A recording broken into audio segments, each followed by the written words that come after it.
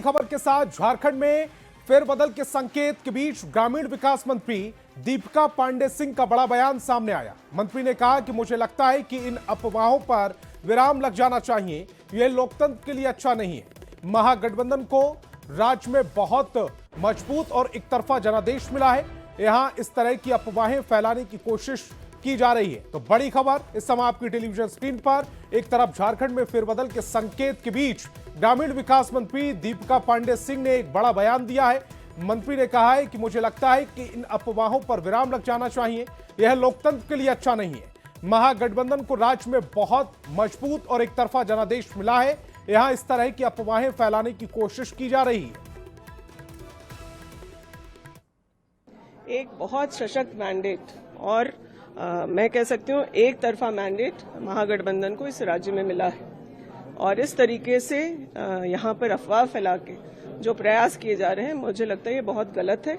इससे गठबंधन को कमजोर करने का जो प्रयास और षड्यंत्र भाजपा कर रही है वो सफल नहीं होंगे। हम लोगों के माननीय मुख्यमंत्री जी ने भाजपा के षड्यंत्र के सामने घुटने कभी नहीं टेके। जो व्यक्ति इस राज्य के हित में, इस राज्य की जनता की भावना का सम्मान करने के लिए जेल जाना मंजूर कर सकता है, वो व्यक्ति भाजपा के इस तरह के षड्यंत्र और प्रपंच में नहीं आने वाले हैं। बहुत मजबूती से हम लोग की सरकार चल रही है और आगे भी चलेगी। अगर जेएमएम और बीजेपी साथ आ जाए, जिस तरह की बातें चल रही हैं, तो नए समीकरण की तस्वीर क्या कुछ होगी वो आपको समझाने की कोशिश करते हैं। जेएमएम 34 सीटें जीती हुई है, बीजेपी 21 सीटें जीती हुई है, एलजेपी आर 1 सीट जीती हुई है, आजसू 1 सीट जीती हुई है और जेडीयू 1 सीट। कुल मिलाकर यह 58 हो जाती है। और सूत्रों के हवाले से जो खबर मिल रही है, झारखंड के मुख्यमंत्री हेमंत सोरेन बीजेपी के संपर्क में हैं। अभी पिछले कई दिनों से हेमंत सोरेन और कल्पना सोरेन दिल्ली में हैं और आज उनके रांची लौटने की संभावना है। सवाल है कि क्या दिल्ली में कुछ राजनीतिक खिचड़ी पक रही है? रांची से जो खबर मिल रही है सूत्रों के हवाले से, उसके मुताबिक राजनीतिक फेरबदल के संकेत हैं। झारखंड में यह बड़ा फेरबदल हो सकता है। बीजेपी नेताओं के संपर्क में है हेमंत सोरेन। कई दिनों से दिल्ली में हेमंत और कल्पना मौजूद है। आज दिल्ली से वो रांची के लिए रवाना होंगे, रांची लौटेंगे और इसी को लेकर ये कयास लगाए जा रहे हैं।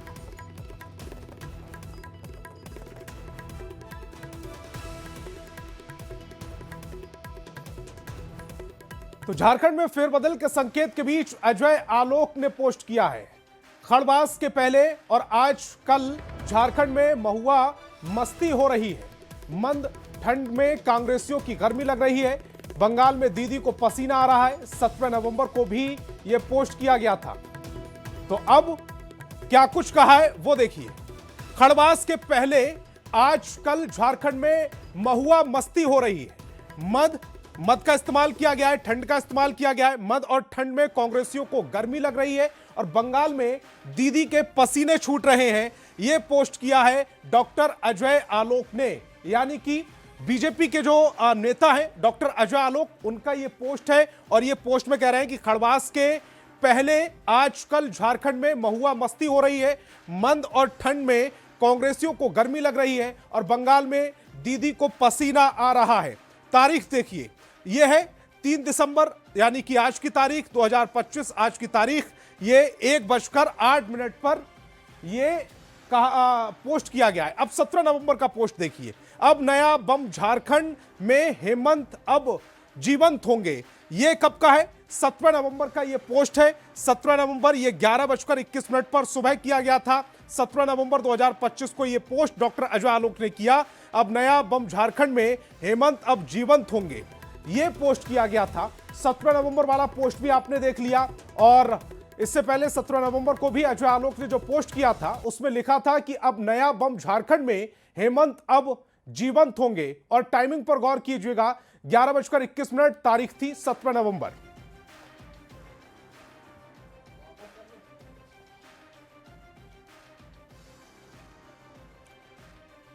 और राज्य में नए सियासी अटकलों की खबरों के बीच प्रदेश बीजेपी ने एक बड़ा बयान दिया है। बीजेपी प्रवक्ता अजय साहा ने कहा है कि जब भी सीएम हेमंत सोरेन पर ईडी का शिकंजा कसता है तब झारखंड झुकेगा नहीं का नैरेटिव सेट किया जाता है, ताकि कल अगर मुख्यमंत्री को जेल जाना पड़े तब आम लोगों में यह नैरेटिव सेट किया जा सके कि केंद्र सरकार के सामने नहीं झुकने की वजह से उन्हें जेल जाना पड़ा है। देखिए, अगर आप पिछले 6 साल का इतिहास देखेंगे तो जब भी ईडी का शिकंजा कसा है, जब भी ईडी ने यहां पर भ्रष्ट अधिकारी नेताओं को पकड़ना शुरू किया, तब यहां के सरकार के मंत्री, यहां के नेता, यहां के अधिकारी एक नैरेटिव गढ़ते हैं कि केंद्र सरकार जेएमएम के ऊपर दबाव बना रही है सरकार में शामिल होने के लिए, और उसके बाद जांच आगे बढ़ती है और जब ये गिरफ्तार होते हैं तो नैरेटिव तैयार करते हैं कि हम झुके नहीं, इसलिए जो हमें अरेस्ट किया गया है।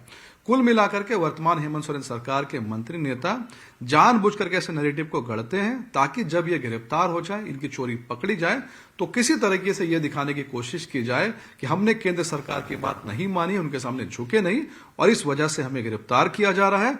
कुल मिलाकर के चोरी और भ्रष्टाचार के ऊपर में पर्दा डालने का ये पूरा का पूरा इनका साजिश। और 5 दिसंबर से झारखंड विधानसभा के शीतकालीन सत्र की शुरुआत होगी। सत्र से पहले वार पलटवार के लिए पक्ष विपक्ष तैयार है। वहीं विधानसभा सत्र के संचालन को लेकर बैठक हुई, जिसमें अधिकारियों को कई निर्देश दिए गए। स्पीकर ने कहा कि उदासीन न रहे अधिकारी, जो भी विधेयक विधानसभा में पटल पर लाए जाए उसकी बारीकी से जांच कर ली जाए। हिंदी अंग्रेजी रूपांतरण में भी किसी प्रकार की कोई त्रुटि ना की जाए। जो इस महत्वपूर्ण चतुर्थ शीतकालीन सत्र को जन उपयोगी बनाने के लिए और सार्थक बनाने के लिए जो चीज पर विचार विमर्श का आवश्यकता है, हम लोगों ने सारे विचार विमर्श कर लिया और आगामी काल हम लोग सारे दल के नेताओं के साथ भी बैठक करके इसको सुनिश्चित करेंगे कि इस सत्र को हम लोग सार्थक सत्र करेंगे। विधानसभा का सत्र में जो प्रतिवेदन हमारे पास उपलब्ध हुए हैं, शून्यकाल 72% उत्तर मिला ही नहीं है, जो टोटल संख्या है। मैं प्रतिशत पे ही बता रहा हूँ। ध्यानाकर्षण 100% उत्तर नहीं मिला है।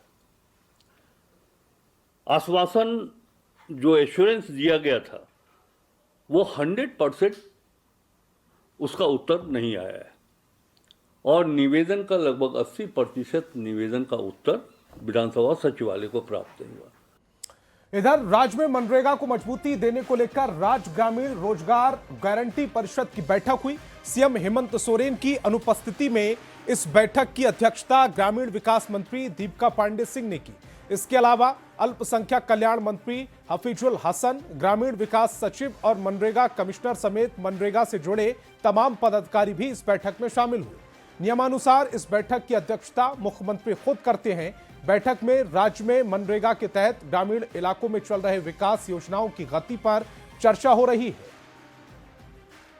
जल संसाधन विभाग के मंत्री जी इसमें थे, कृषि विभाग के प्रतिनिधि, तमाम सचिव और लोकल बॉडी के रिप्रेजेंटेटिव, सिविल सोसाइटी के सदस्य, प्रशासनिक पदाधिकारी इस मीटिंग का हिस्सा थे और बहुत सकारात्मक ये बैठक हुई है। और मुझे पूरा भरोसा है कि पिछले दिनों में जिस प्रकार से दीदी बाड़ी योजना को हम लोगों ने सशक्त किया, उससे महिलाएं सशक्त हुई हैं। मनरेगा में हम लोगों ने रिकॉर्ड मैंडेज बनाने का काम किया है।